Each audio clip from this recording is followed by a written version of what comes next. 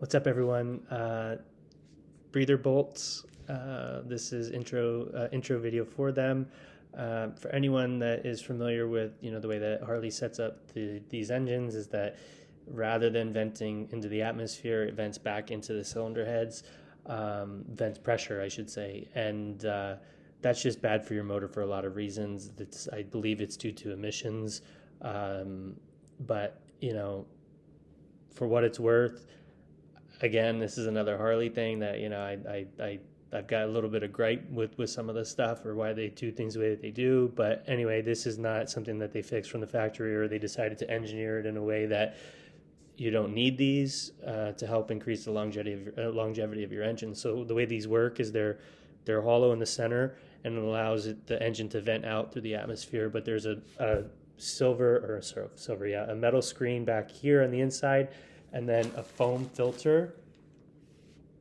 You see a little piece of foam filter next, and then on the other side of the foam filter is another screen filter.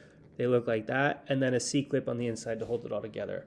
DK Customs, they send you very thorough instructions with everything that you buy from them, and as you would expect, they do with these as well. So they really give you, change between 5,000 and 10,000 miles, depending on your atmospheric dust, or essentially how dirty are your riding conditions. How dirty do these get, and how quickly do they get?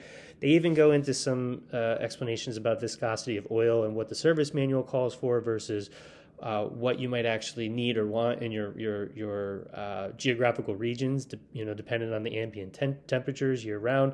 So it really goes into some thorough stuff there. So another thing that I love about DK Custom Products is they don't just send you and say this is how you install it. They really explain why you're using what you're using and the reasons behind it. So the last bike I used breather bolts, didn't get them from DK. They weren't brass. They weren't as nice as these. Not just saying that. There's a reason why I waited 2 months to get these.